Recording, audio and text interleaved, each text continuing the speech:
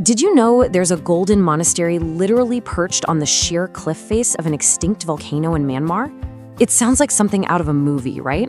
Well, let's dive into this incredible place, where raw geology and ancient faith climb right into the sky together. Yup, you heard that right. A monastery on a volcano.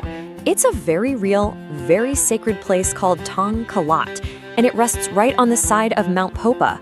So the big question is, how is that even possible? We'll stick around because that's exactly what we're here to figure out. You see, the story of Mount Popa is really a tale of two massive forces coming together. On one side, you've got the incredible geological power that forged this absolutely dramatic landscape. And on the other, there's this profound spiritual energy that makes it one of the most important religious sites in the entire country. So how did this amazing natural pedestal even get here? Well, the monastery isn't just on any old mountain. It's built on top of what geologists call a volcanic plug. Just imagine, this is the super hardened lava core that was left behind in the throat of an ancient volcano. It's like nature built the perfect, spectacular platform. Okay, first, let's just try to get a sense of the sheer physical presence of this place. This isn't just a mountain, you guys. It's a landmark that completely changes everything about the landscape around it. The volcanic plug that the monastery sits on rises a staggering 225 meters.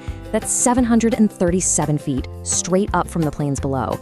We're talking about a sheer, dramatic column of rock that just absolutely dominates the horizon. And here's what's truly wild, the contrast. The surrounding plains of Central Myanmar, they're often really arid and dry. But Mount Popa, it's this lush, green anomaly. The rich volcanic soil supports this incredible burst of life, creating a true oasis in the middle of a dry zone.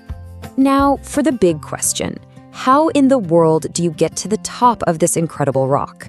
Well, you don't just drive up. Nope.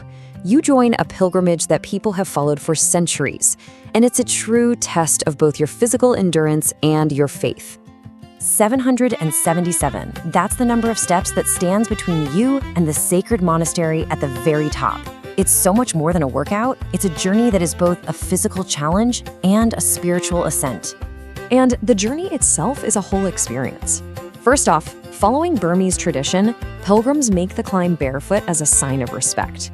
And you're not alone either. Along the way, you're greeted by troops of famous and often very cheeky macaque monkeys.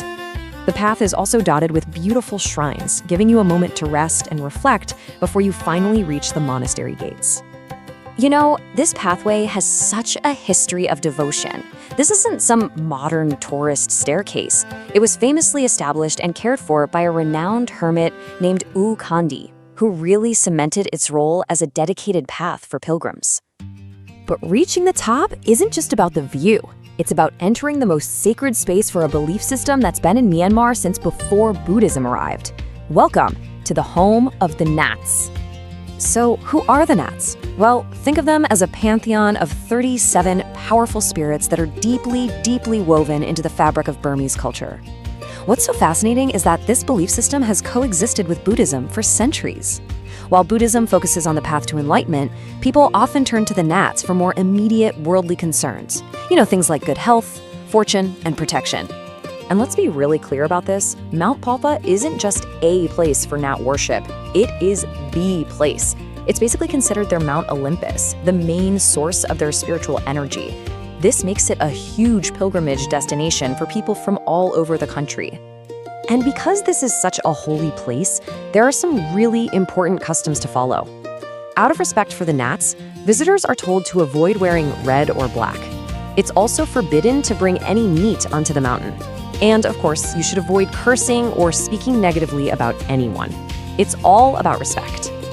So after 777 steps, after navigating all those monkeys and observing all the sacred traditions, what's waiting for you?